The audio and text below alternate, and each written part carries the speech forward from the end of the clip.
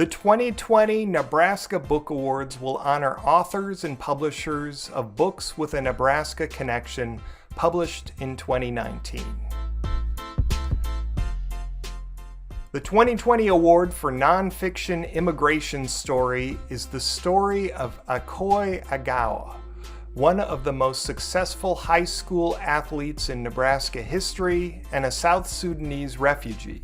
Citizen Akoy, Basketball and the Making of a South Sudanese American by Steve Marantz, published by University of Nebraska Press.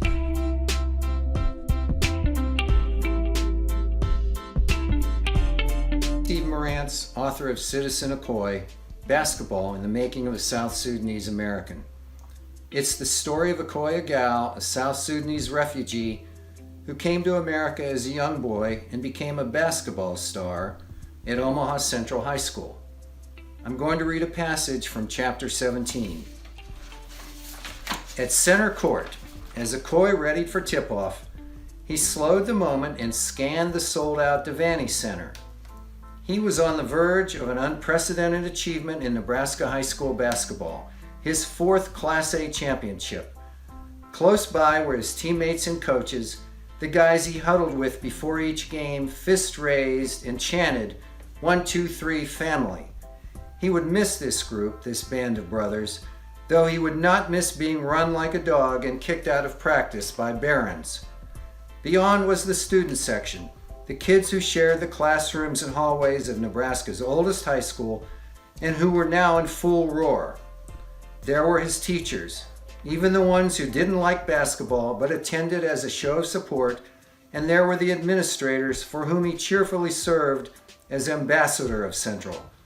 His high school was special, he was sure of it, a downtown melting pot that had survived fickle economics and politics and endured wave upon wave of nostalgic alumni. There was Scott Hammer, Svengali of his grassroots select teams, summer camps, air travel and hotel rooms, his world apart from high school. There were Dave and Ann Shulin, salt of the earth, who embraced him as a virtual son-in-law. Akoy's gaze settled on their daughter Lottie, and for maybe the millionth time, he contemplated her fresh athletic beauty. He considered the Hammers and Shulins his adoptive families, even though their pigmentations and backgrounds were as different from his as night and day.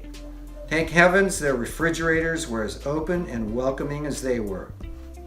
There were the media he had courted and cultivated to mutual satisfaction, and there, arrayed around the court, were the photographers to whom he would grant one last iconic image to remember him by. Then his eyes came upon the object of his deepest affection and concern, Ada Makir, his mother. She had come to Lincoln in his honor to watch a game she barely comprehended. He thought about the miracle of her presence at his final high school game. She had gotten out of Sudan with little more than the clothes on her back 14 years earlier, a refugee of a violent civil war that had killed hundreds of thousands. She had gotten him out too, he owed her his life. Then too, he owed his father Madhu Agal, who is not among the familiar faces this day because he worked at a meat plant on weekends for time and a half. His family had limped ashore in Omaha at the mercy of strangers and had found both hardship and generosity. Each day was a lesson in a new culture and a reminder of the old. Now he felt responsible for his parents and 5, soon to be 6, younger siblings. This game was as much for them as for him. They were his duty and they were his dilemma. Akoy was about to jump tip-off to the Nebraska Class A basketball championship, another step in his remarkable journey out of Africa. Where it led he knew not, but on this day, in this moment, he would play the game he loved to fulfill a prophecy and make history. Thank you to Nebraska Center for the Book and the Nebraska Library Commission for sponsoring the celebration of Nebraska Books.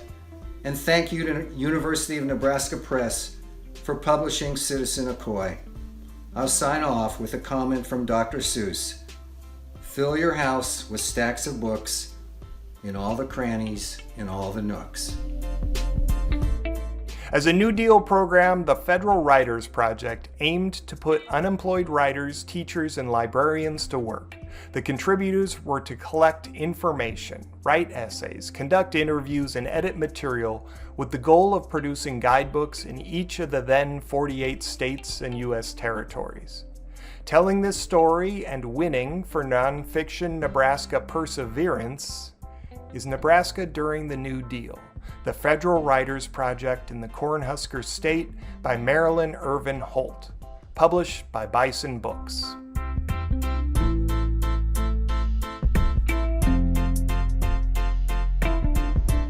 Hello, I'm Marilyn Holt.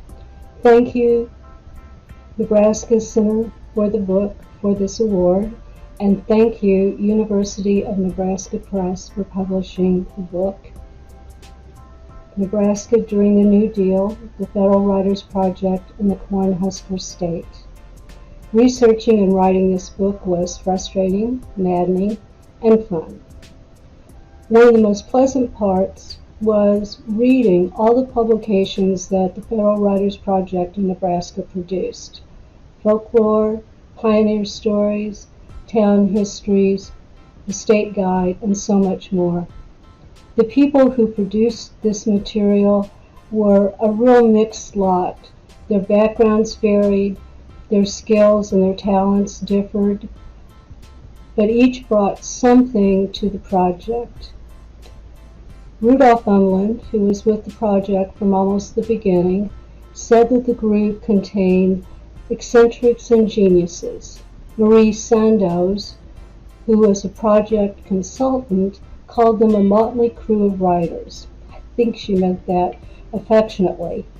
Whatever they were people caught up in the worst economic depression the country had ever seen. They had to wonder when and if things would improve. Was there light at the end of the tunnel? This award recognizes perseverance. Not my perseverance for writing the book, but the perseverance of the people in the Federal Writers Project. Perseverance. It's a good word for us to think about today. I'm sorry that we all couldn't meet in Lincoln. I would love to see and meet you face to face, but hopefully in the not too distant future, my husband and I will again be able to visit our favorite Nebraska places. Again, thank you for this award. It's very gratifying. Winning for nonfiction Native American history is the first comprehensive history of the Lakota Indians and their profound role in shaping America's history. Lakota America, A New History of Indigenous Power by Pekka Hämäläinen, published by Yale University Press.